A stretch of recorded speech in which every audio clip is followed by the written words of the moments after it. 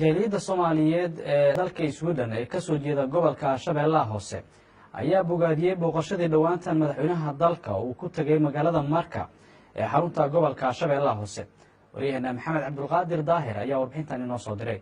jaaliyadda Soomaaliyeed ee gobolka Shabeellaha Hoose kuna midaysan waxqabadka walaalaha Marka Cade ayaa bilasharaf ku toosiyay madaxweynaha Jamhuuriyadda Federaalka Soomaaliya Mudane Maxamed Cabdullaahi Farmaajo kadib booqashadii isbeddelkii nabadeed ee uu ku tagay magaalada Marka.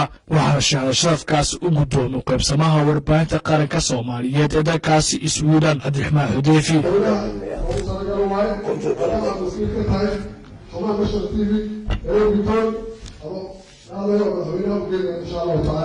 jaaliyadda walaalaha Marka Cade ayaa sanadkooda shanaad ee ka dhacay magaalada Stockholm waxa ay ku soo bandhigeen waxqabadkii sanadkii hore iyo qorshayaasha sanadka soo socda. waxa ay sanadkaasi ka soo qayb galeen xubno badan oo ka kala yimid qaaradda Yurub.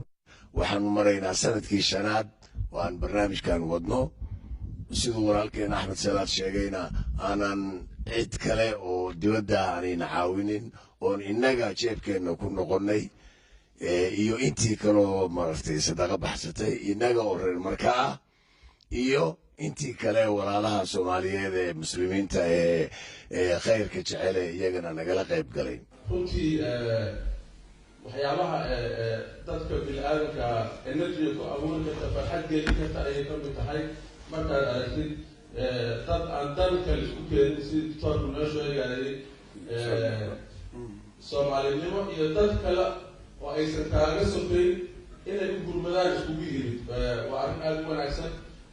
programka aqoonta Soomaaliya markay burburtay runtii dadka Soomaaliyeed waa dad gacan furan beer jilicsan meel shishada ayaa wax laga fiirin marka wixii dadku intaas ku soo gaaray waxay ahayd iscaawin iyo maaragtay isu gurmasho. waxaan ku faraxsanahay maasha Allah fi baarig madaxweynaha Farmaajo oo magaalada noo xureeyay anaga meesha waa weynaanay hadda kadib khawoogaan mu adkaysan karno magaalada inay imaanaan rabnaa insha Allah biidnillaahi kariim. madaxweyne waxaan kaa codsanaynaa intan oo dhiman anoo dhammaystirtid ducaan ku hayna habeen iyo maalin reer Marka Cade baanahay waan isku duwanahay anuunka anuu ishoon magac kale ma liinihi insha Allah biidnillaahi kariim. jaaliyadda waxqabadka walaalaha Marka Cade waxa ay gacanta ku hayaan in ka badan 200 oo caruur ah oo agoon ah kuwaas oo kafaalo qaaday in noloshooda iyo waxbarashadooda bixiyaan.